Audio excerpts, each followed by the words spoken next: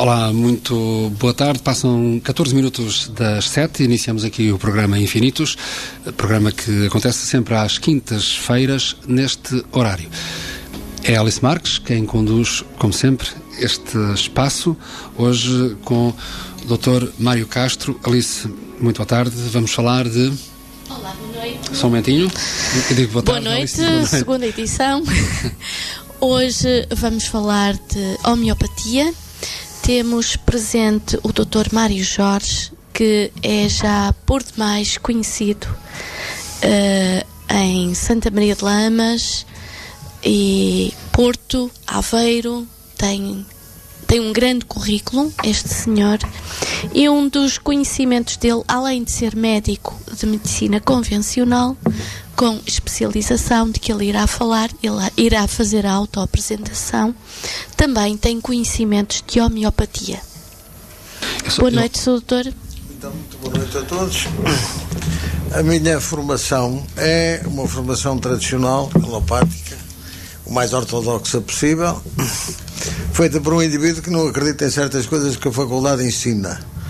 Mas a gente tem de aceitar que tem de haver uma certa ortodoxia para não haver também uma multidão de confusões e sobretudo de artistas a utilizarem as angústias das pessoas quando estão doentes para fazerem aquilo que não devem. Aquilo que é interessante é o facto de eu ter tido um professor de inglês que esteve ligado aos naturopatas americanos, ao McFadden, que foi o pai da naturopatia americana e que deixou sempre uma sementezinha que foi ficando. Posteriormente, eu meti-me numa especialidade que tinha pouca gente e acabei por conseguir uma bolsa do governo francês e estive no ano letivo de 68, 69 a fazer estágio, tendo verificado uma coisa muito curiosa, que os franceses tinham nos seus hospitais de serviços públicos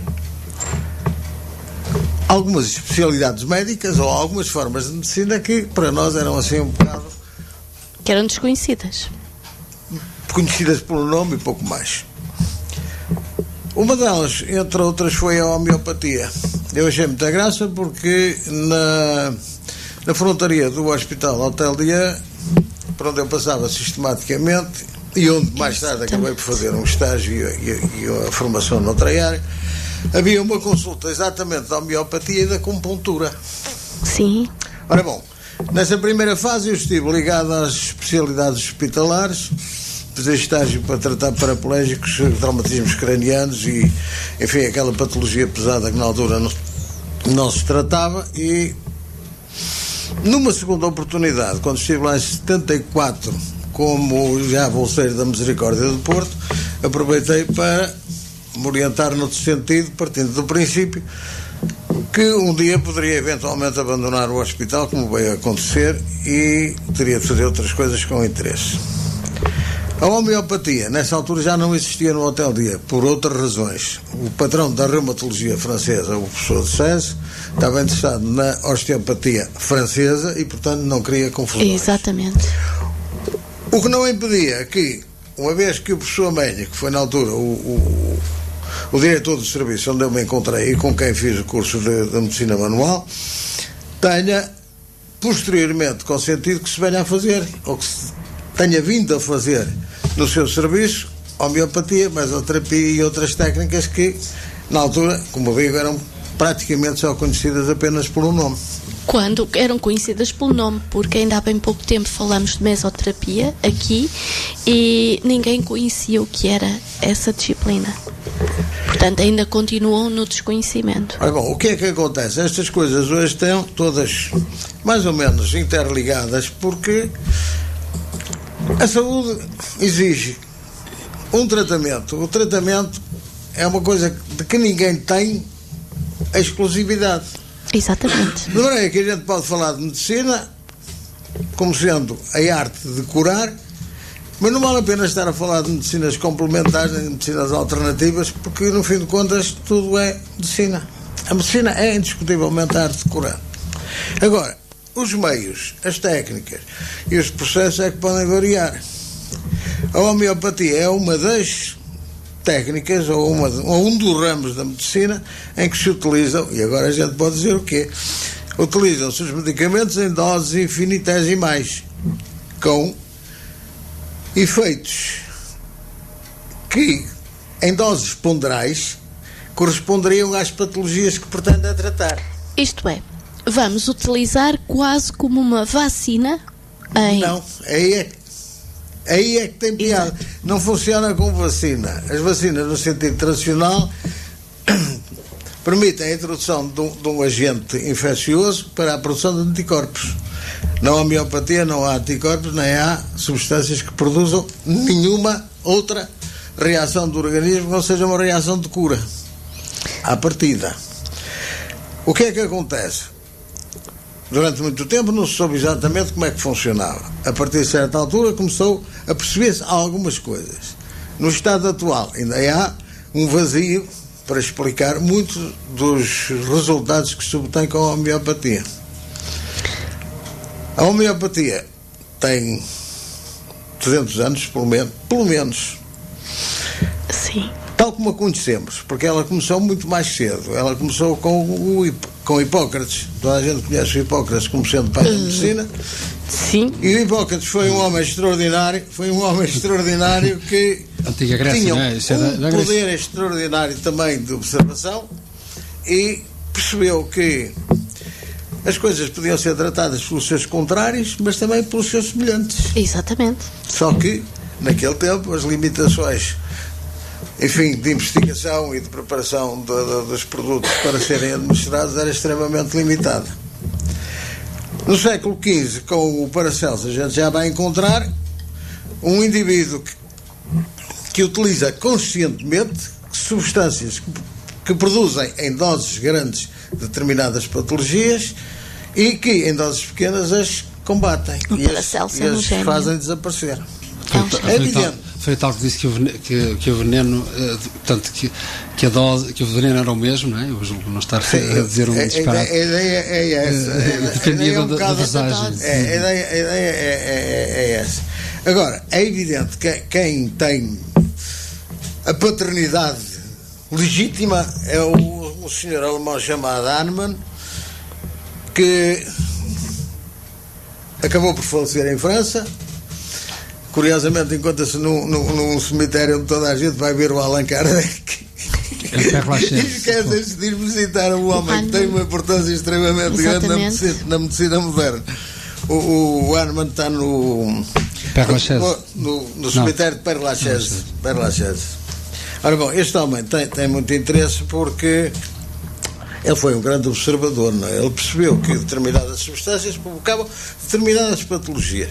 Mas foi mais longe. Ele não se preocupou com os grandes quadros patológicos. Ele preocupou-se com as circunstâncias em que apareciam e, como quer dizer, os pequenos pormenores de comportamento que acompanhavam as grandes patologias. E depois também percebeu que em pequenas diluições ele seria capaz de reduzir as grandes enfermidades, entenda-se, a grande sintomatologia e digamos, de experiência em experiência e observação em observação, ele vai chegar até às diluições infinitesimais. Isso quer dizer, vamos traduzir para termos mais correntes, que a grande sintomatologia são doenças graves. De certo modo. Ou pelo menos são aquelas que apresentam sintomas mais... E que perturbam e que afligem bastante as pessoas. Pronto. E que com pequenas doses... E que com pequenas doses podem ser tratadas, ou pelo menos podem ser atenuadas, sabendo-se que as pequenas doses das substâncias que as atenuam são aquelas que, em grandes doses, as poderiam provocar. Exatamente. Ora bom, o exemplo mais vulgar e mais conhecido poderá ser o da picada, por exemplo, da abelha. Sim. Uma abelha, quando pica, produz dor, produz rubor, produz inflamação. O que quer dizer que a gente vai ter uma zona avermelhada, dolorosa e quente. Se eu der o veneno da abelha diluído, eu vou ter exatamente a possibilidade de fazer reduzir todos estes sinais rapidamente. Digamos que essa diluição é estamos a falar em valores mínimos. Mínimos. A preparação do medicamento homeopático é uma preparação muito curiosa, porque as diluições são feitas de tal modo que nas altas diluições, e esta será uma das grandes razões para alguns contestarem a homeopatia, é o facto de não existir já substância diluída. Como é que eles preparam? Eles preparam um extrato que pode ser de origem animal, vegetal ou mineral, que é deixado a macerar durante um determinado tempo e depois vão diluí-lo. Uma porção em 99 de uma tintura alcoólica, ou de uma solução alcoólica. Depois agitam. É fundamental aquilo que eles chamam a dinamização ou sucção, porque sem a agitação, que é isto, o medicamento não funciona.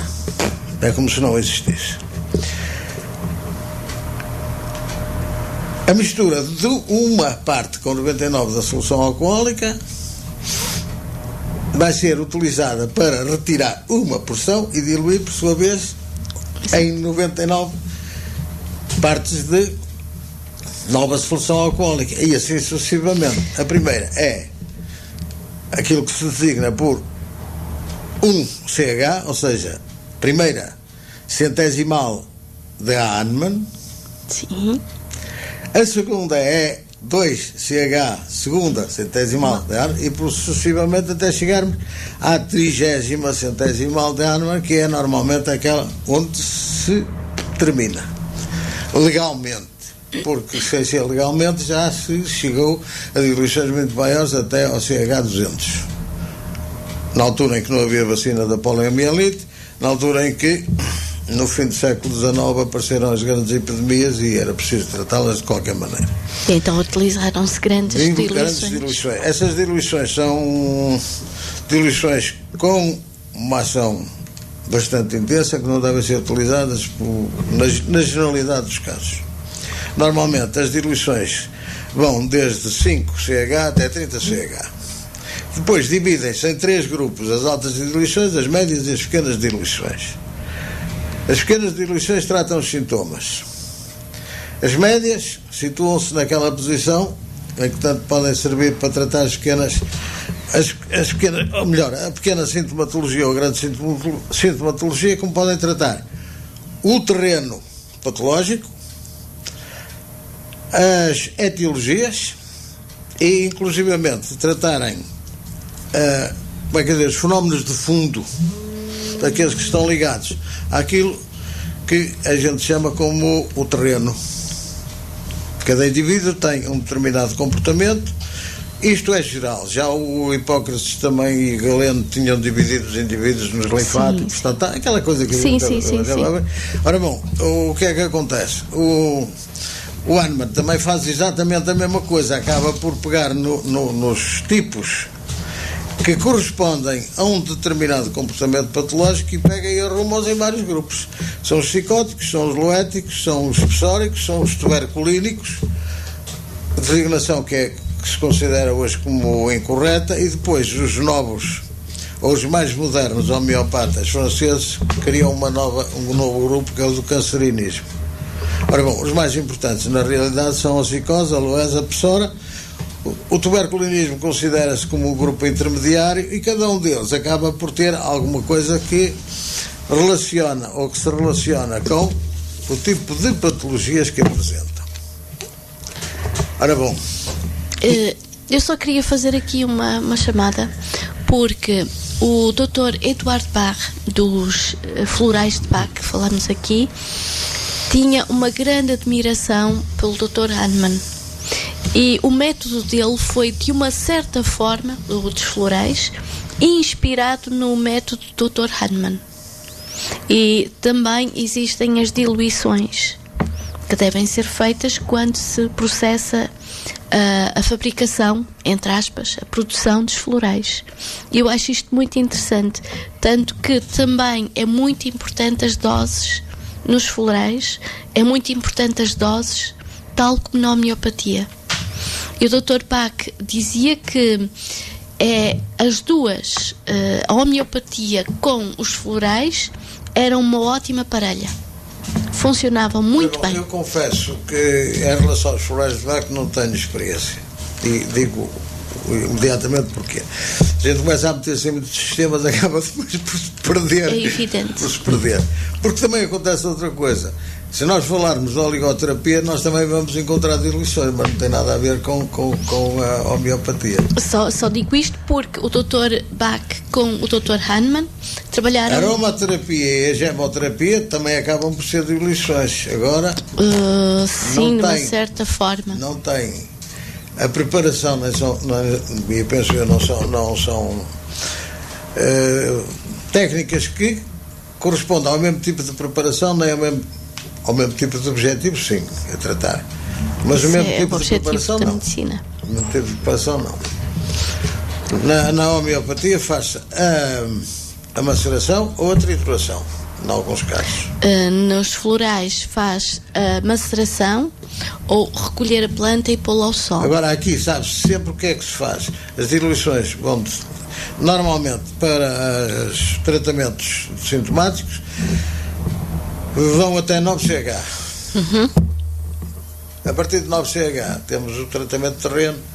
Sim. Os mais habituais são 7, 9. São os habituais. 9, digamos, pode considerar-se como uma diluição intermédia que, como é que dá assim uma certa margem de manobra para falar, não é? Dá uma certa margem de manobra e permite chegar um bocadinho mais longe que aquelas que são estritamente sintomáticas. Mas a homeopatia é uma ciência bastante complexa. O doutor está a apresentar aqui a homeopatia como algo relativamente simples, mas na verdade é muito complexo. Ora bom, ela é complexa por uma razão muito simples, porque a mesma substância não tem uma indicação como tem uma substância alopática. Na medicina alopática o que é que acontece? Nós usamos substâncias perfeitamente definidas sob o ponto de vista químico e em doses também mais ou menos determinadas pela experiência e ou toxicologia, não é? A gente sabe que a partir de certa altura acabam mesmo por ser tóxicos. Na homeopatia, o que é que acontece? A gente utiliza substâncias cujo efeito e cuja medição até pode ser perfeitamente discutível. Há bocado estava a falar nos 30CH, no 30CH à partida não há substância diluída já. No entanto, os efeitos verificam-se.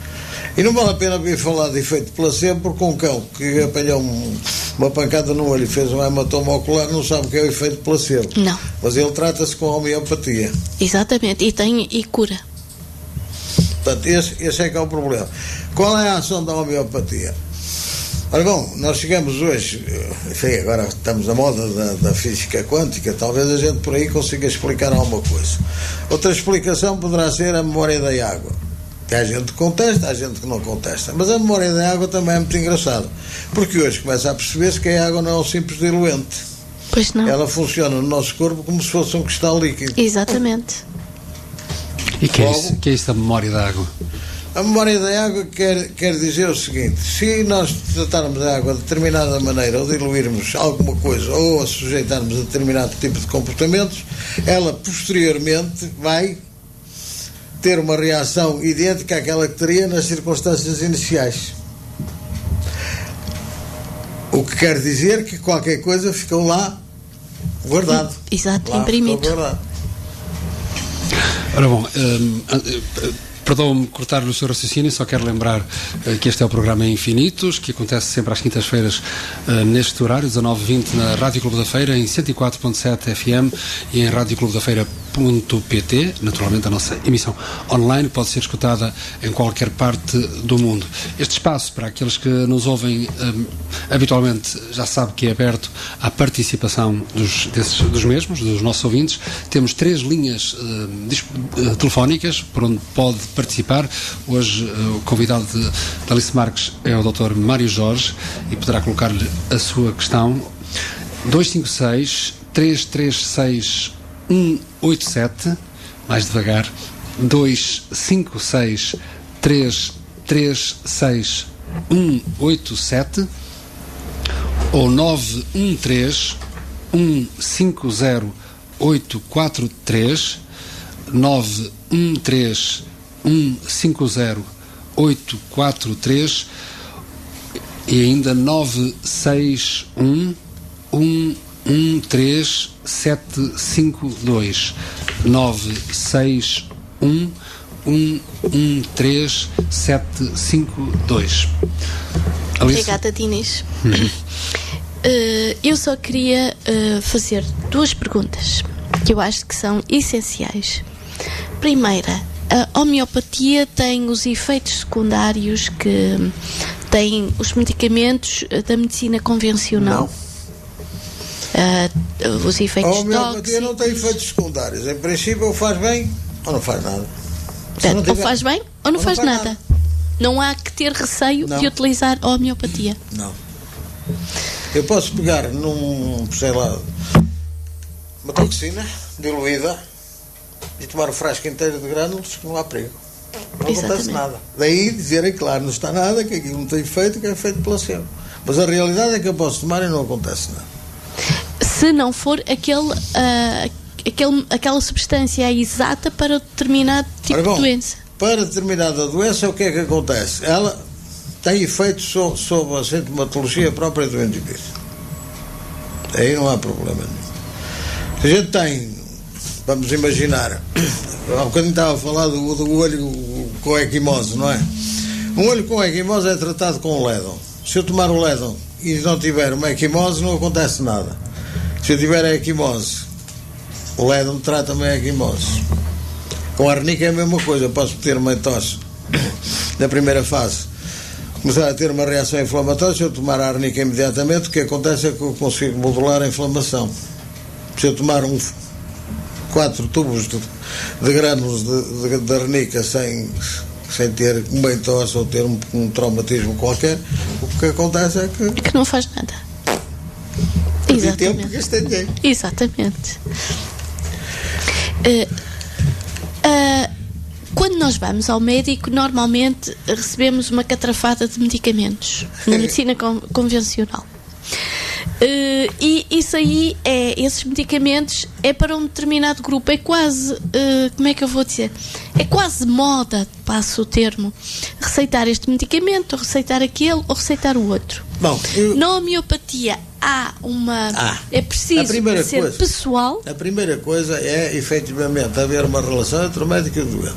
Portanto, é algo que é muito pessoal, é uma relação pessoal. A primeira coisa que o indivíduo tem de determinar, um médico homeopata tem de determinar qual é o tipo de doente que lhe vai aparecer pela frente. Não tem nada a ver com a Constituição, que durante algum tempo falou-se muito das Constituições. Aquilo que interessa são as diatas ou terrenos patológicos. Isso é a primeira coisa que ele tem de decidir. E ele, à partida, também muito curiosamente, a gente não pode deixar de referir na homeopatia uma coisa. O Hahnemann nunca utilizou só um medicamento, utilizou sempre 2 ou 3, partindo do princípio que um poderia não cobrir completamente os sinais que lhe apareciam no doente. E,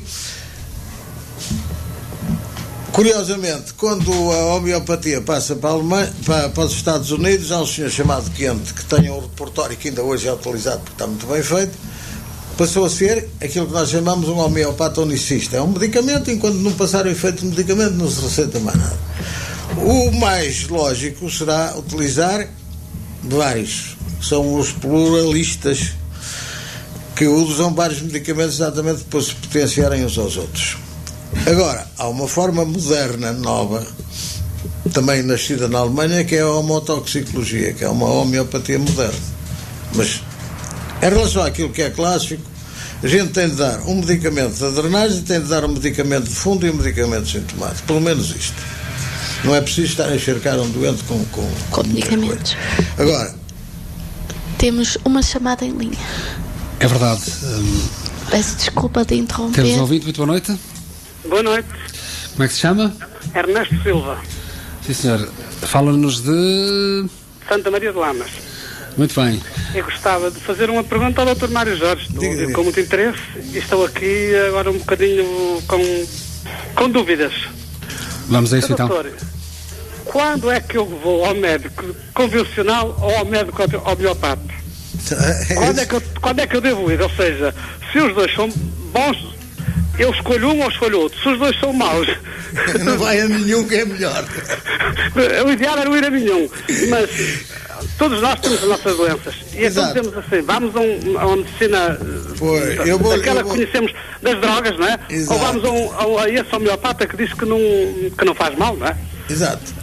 A homeopatia qual é que eu devo escolher? Eu vou-lhe explicar. A homeopatia tem limitações como todas as coisas, como a alopatia também tem limitações como todas as coisas. Claro.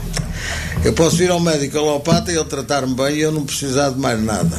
Nessa altura eu fico satisfeito e a homeopatia põe-se de lado. Mas eu posso ser tratado, mas ficar ainda com queixas residuais. Nessa altura talvez me convenha consultar um médico homeopata. Se eu tiver a suspeita de que posso vir a ter determinado tipo de doença, talvez seja melhor eu consultar inicialmente um médico homeopata e depois ir a outro. Agora, há sempre limitações, quer na homeopatia, quer na alopatia. Embora a gente saiba que a alopatia tem um grande inconveniente, porque é geradora de doenças iatrogénicas, ou seja, doenças que dependem da ação tóxica dos medicamentos que nós tomamos e que são essencialmente medicamentos sintomáticos. Não percebeu?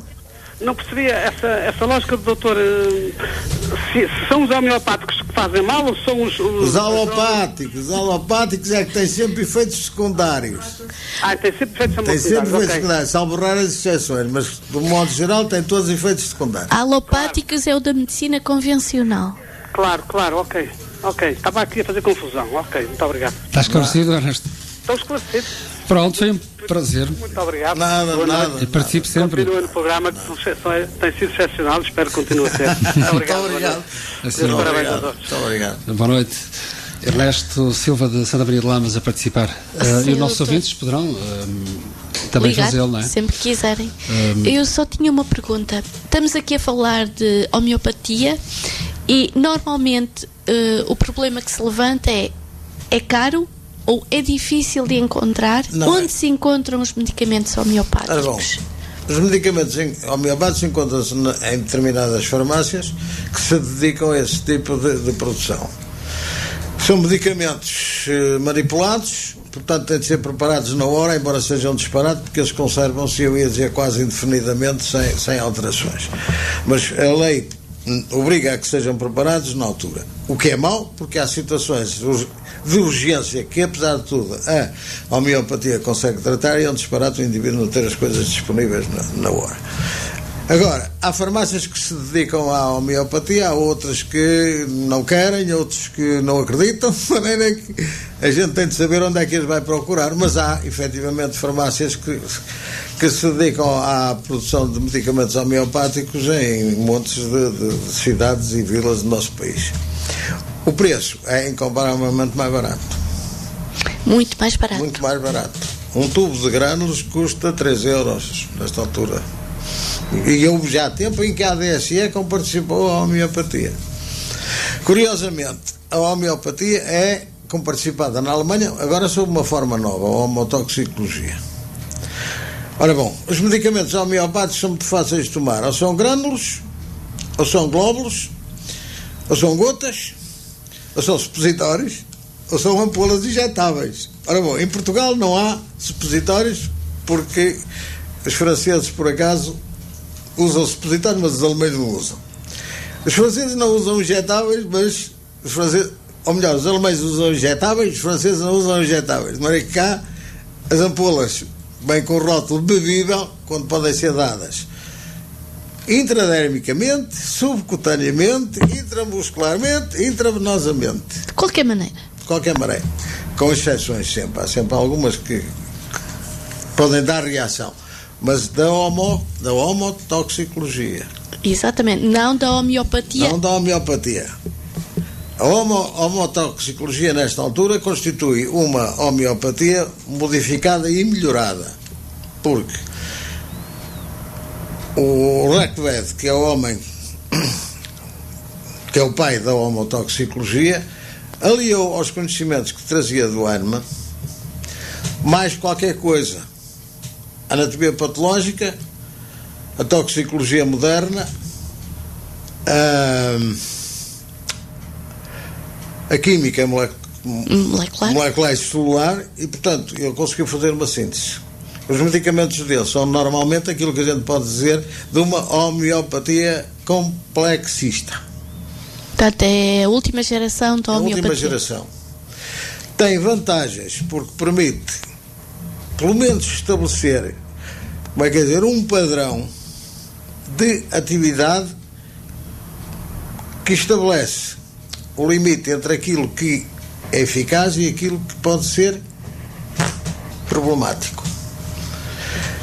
Atua sobre a matriz, atua sobre a palpacélula, atua sobre os órgãos de um modo geral, e na homotoxicologia a primeira coisa e a mais importante é efetivamente a drenagem do organismo. A drenagem no sentido de desintoxicação. Exato. Para usar uma linguagem mais é o primeiro passo e o fundamental. Depois, a gente também tem a homotoxicologia sintomática, como é evidente, mas o essencial, enfim, na generalidade dos casos, é a drenagem, o tratamento sintomático, o tratamento do terreno. O tratamento do terreno, da mesma maneira que na homeopatia tradicional se usam medicamentos de várias origens, não é? Animais, vegetais ou minerais, também nós aqui vamos fazer exatamente a mesma coisa. E melhorar uma coisa que já vinha da homeopatia tradicional, que é a utilização dos bioterápicos ou nódulos, para usar a linguagem, talvez são seja termos muito complexos. Que é a utilização, que é a utilização de pólenes, secreções do indivíduo e tal, diluídas também para... Exatamente, para curar o próprio indivíduo. E acho que vou pedir desculpa, temos mais uma chamada em linha. Portanto, este é o programa Infinitos, hoje com o Dr. Mário Jorge. Este espaço é sempre aberto à participação dos ouvintes, e é o caso, é mais um caso. Muito boa noite. Muito boa noite.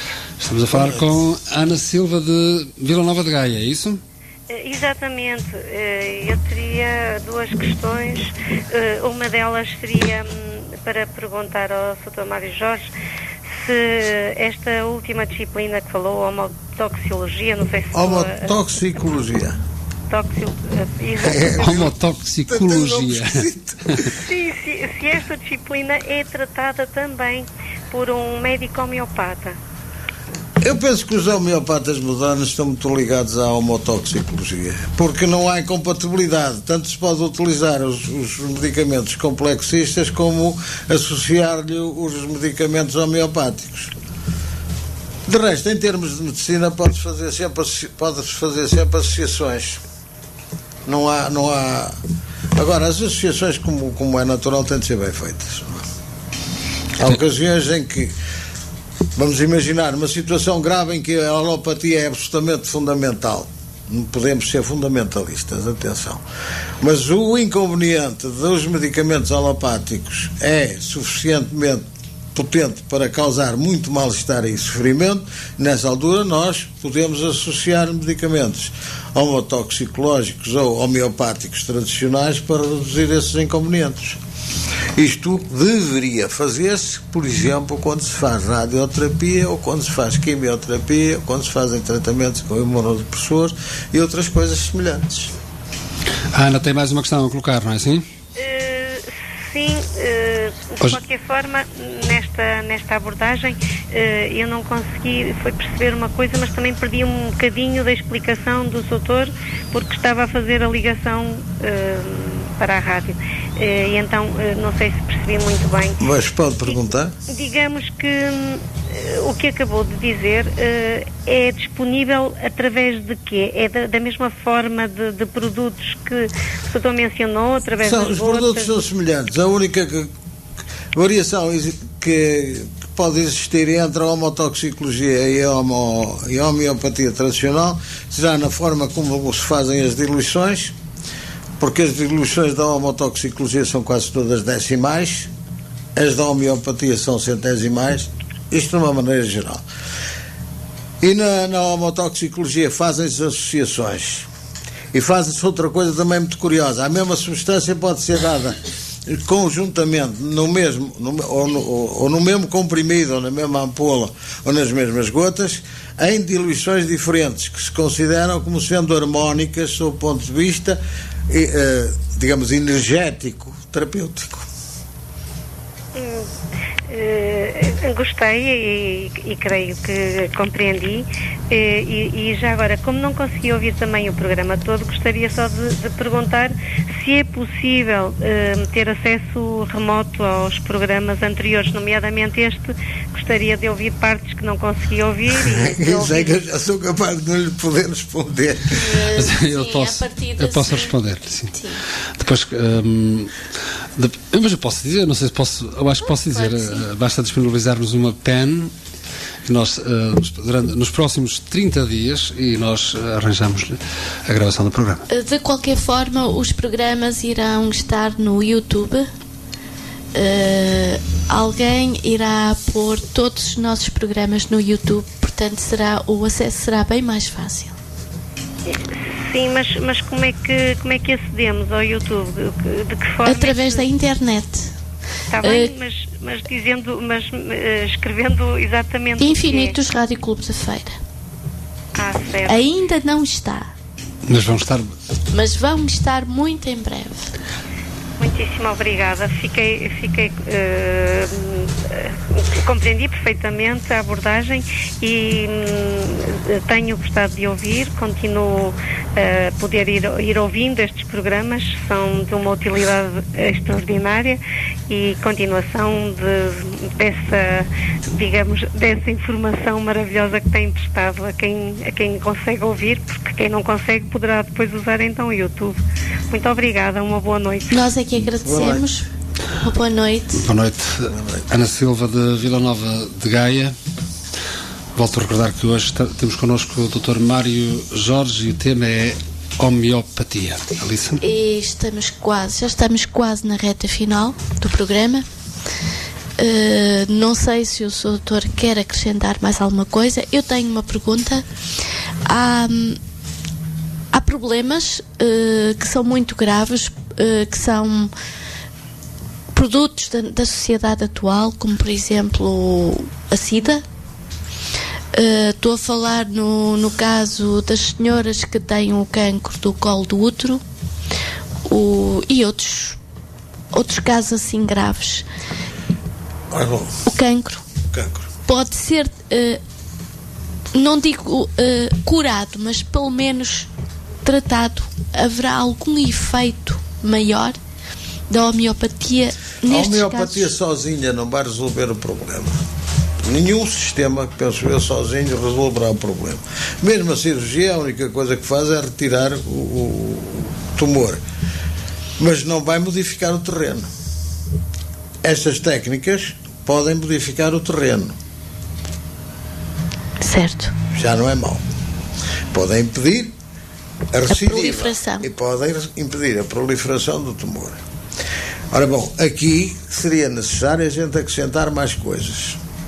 E é isso que faz com que a medicina hoje seja uma coisa integrada, e então a gente vai associar a medicina ortomolecular e uma medicina física que ainda não se vai fazendo por cá, mas que se deveria fazer, que é a utilização da hipertermia com os aparelhos que são designados por Indiva, que já existem há uns anos, a biorressonância e as correntes eletromagnéticas pulsantes. Estamos a falar de cancro, de SIDA, desses grandes problemas. Ora bom, eu em relação à SIDA não tenho experiência nenhuma. Em relação ao cancro, sei aquilo que se sabe e sei que, mesmo no caso de doentes terminais, a homotoxicologia e a homeopatia dão uma qualidade de vida completamente diferente. Mas completamente diferente. Para melhor, naturalmente. Claro, para melhor. Pelo menos enquanto o indivíduo vai sobrevivendo. Os tratamentos tradicionais são agressivos, mas eu continuo a dizer, às vezes não se pode dizer que não. A medicina é uma coisa muito curiosa. Agora, por curiosidade, o indivíduo tem um infarto, não há solução. Cuidados intensivos. Saiu de cuidados intensivos, outra qualidade de vida à custa. Alimentação, hábitos, exercício físico e outras terapias. O indivíduo tem uma peritonite, não há solução. Abrir a barriga, limpar o abscesso. Depois, temos de pensar o que é que se vai fazer para que não haja sequela. E no campo da prevenção? O campo da prevenção, eu acho que sim, que nós podemos prevenir por várias razões. Se a malta tem os terrenos como foram definidos pelo Sr. Hahnemann, a gente pode perceber que um psicótico que tem um determinado comportamento e uma determinada morfologia vai ter na sua predisposição quase garantidamente tumores cutâneos, vai ter infecções urinais, vai ter infecções orofarígeas, vai ter alterações osteoarticulares. Aí portanto, podemos prevenir. Pode prevenir. Um psórico é um indivíduo que vai ter alergias, vai ter alterações da temperatura, quer dizer, é um indivíduo que suporta muito mal temperaturas, é um indivíduo que tem desregulamentos do apetite, é um indivíduo que tem crises de cansaço. Portanto, é um indivíduo que vai ter necessidade de uma certa atividade, vai ter necessidade de uma depuração mais ou menos periódica ou regular. Ora bom, os tuberculínicos são daqueles que estão no intervalo, mas também a gente tem de lhes fazer qualquer coisa. São os indivíduos com as infecções da orofaringe de repetição, são indivíduos com congestão venosa, são indivíduos com intolerâncias alimentares, portanto, essas coisas estão mais ou menos previstas. Ora bom, a diferença que há entre a consulta feita em 5 minutos que os espanhóis angustiosamente dizem, deem-nos ao menos 5 minutos para ver o doente. E o indivíduo que vai consultar um homeopata ou um médico que faz homotoxicologia é que certeza vai perder 3/4 de hora ou 1 hora com ele a perguntar-lhe tudo desde pequenino até à data em que ele aparece lá, não é? Doutora, portanto, isto é completamente diferente. A prevenção é essencial. A prevenção é essencial. Eu ia perguntar ao Dr. Mário Jorge, para além de programas como este, em que estamos, e programas de televisão, onde já esteve, suponho, o que é preciso para que a homeopatia ganhe mais alcance? Eu não sei se a minha pergunta faz algum sentido. Eu vou ser um bocado revolucionário nestas coisas. Com a socialização da medicina, os meus distintos colegas têm todos medo de perder o emprego. E como têm medo de perder o emprego, sujeitam-se e vivem calados. Não podem, nem devem. No meu tempo não se fazia o juramento de Hipócrates, mas tinha-se uma coisa chamada deontologia médica. Agora, quem faz o juramento de Hipócrates, mesmo sabendo que o juramento tem buracos, tem a obrigação de saber o que é que jura. E não digo mais nada, sabe? Porque a ordem também é feita por rapazes, mas de vez em quando andam a ver passar os comboios. Mas relativamente a homeopatia, estou convencido. Eu pessoalmente estou convencido que a medicina, independentemente daquilo que se ganhou realmente, não vale a pena também dizer mal da homeopatia, em termos de tratamentos daquela patologia pesada, porque aí a medicina ocidental tem vantagens sobre as outras. Não tem em relação à profilaxia, nem a tratamento daquelas pequenas coisas que, como é que a gente pode dizer, passam a vida a empestar a vida das pessoas, não é? Nem são capazes muitas vezes de fazer a profilaxia, porque isto de andar a fazer radiografias para ver se é o tumor não é fazer profilaxia, é fazer despiste. Já agora, o que é profilaxia? A profilaxia é prevenção. É prevenção. Ora, a prevenção, as medicinas orientais fazem a prevenção. Os médicos chineses o que é que fazem? Tratam os doentes regularmente porque sabem que na primavera um indivíduo pode ter alergias aos pólenes, pode ter doenças de febre, pode. Sabem que no verão um tipo pode ter patologia cardíaca. E aí, na alturinha, regulam a energia do organismo. A medicina ayurvédica faz exatamente a mesma coisa, é altamente preventiva. Usa massagem, ervas e outras técnicas, não é? A fitoterapia é fundamental. As nossas avós e os velhos da aldeia sabiam muito bem o que é que estava nos montes e no fundo do quintal, e sabiam como é que tratava muita patologia. Muito. Hoje, o que é que a gente tem? Tem uma criancinha que durante o ano tem 3 crises de amigdalites, toma antibióticos, tem uma flora intestinal feita num 8, não é? E depois queixam-se porque o menino vai ter uma apendicite, porque o menino tem uma colite, porque, bom, fora o resto, não é? Sim, fora aquilo que mais tarde ele irá sofrer enquanto adulto, se lá chegar. Há percursos que já são conhecidos, eu não percebo é porque é que ninguém faz nada. Aqui não queria falar muito porque vamos pôr em causa lobbies e é melhor não falar muito. Bom, a gente não fala, eu continuo, eu sou muito Mas franco. todos nós sabemos. Eu não gosto de espanhóis, mas reconheço qualidades. Os espanhóis, quando têm a dizer, dizem. Aquilo que aparece nas revistas espanholas muitas vezes é a denúncia daquilo que é. Falam muito mais claro. A influência das grandes farmacêuticas. Exatamente, dos grandes laboratórios. Que lastimavelmente estão a tomar de assalto as faculdades de medicina. Os meus distintos colegas têm a obrigação de comprar livrinhos, começar a ler e esquecerem-se que a faculdade não ensina tudo. E para os nossos ouvintes, o que é que aconselha para uma adesão e para uma desmistificação da homeopatia? Se é que o problema, eu aconselho as pessoas a procurarem um bom médico. Um bom médico aconselha este ou aquele caminho quando acha que já não tem capacidade para fazer mais. Porque toda a gente tem limitações. Aquilo que um indivíduo deve fazer é dizer: eu sei até aqui, daqui para diante é com fulano, daqui para diante é com Beltrano. Guardar a ciência toda como se fossem donos da ciência, e pior do que isso, às vezes, donos da saúde e da vida dos doentes, é que é inadmissível. Isso pressupunha grandes mudanças no corpo médico. Ou na forma de pensar. Eu não sei quando, médico. Mas estou convencido que isto vai mudar. Eu já disse há bocado, eu estou convencido que, independentemente das grandes conquistas que fez a medicina ocidental, que a gente também não podemos negar, o grosso vai ser a homotoxicologia e a ortomolecular. E quero agradecer então ao Dr. Mário Jorge a presença, a disponibilidade, tudo o que ele nos disse, e que creio que foi muito útil para a grande maioria das pessoas. Obrigada, Sr. Doutor. Nada, não tem nada que agradecer. Quem gosta destas coisas está sempre pronto.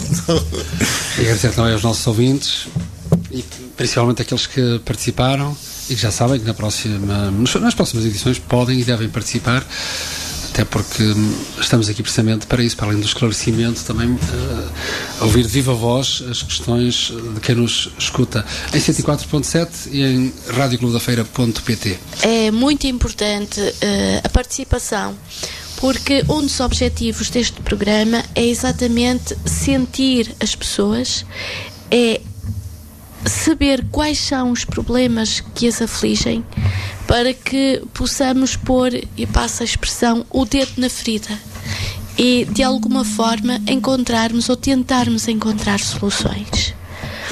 Portanto, a todos aqueles que queiram participar, os microfones estão abertos. Sejam bem-vindos. E pronto, nós todos os programas vamos atualizando, ou melhor, vamos lembrando os números para onde deve participar. Hoje já não faz sentido, mas de hoje a dias voltaremos para mais um Espaço Infinito. Já sabe, é sempre entre as 19 e as 20, mais coisa, menos coisa. Nesta altura já passam 3 minutos das 20 e vamos terminar com... Vamos terminar. Eu quero agradecer ao Dinis, como sempre, a participação. E vamos terminar hoje não da forma comum, ou que se tem tornado comum, mas apenas com uma recomendação. A respiração é essencial na vida. É da respiração que todos vivemos. A respiração é movimento, é vida. Por isso, a cada momento, eu recomendo, comecem a sentir a respiração. Nada mais que isso, apenas sentir. E até à próxima semana. Até lá.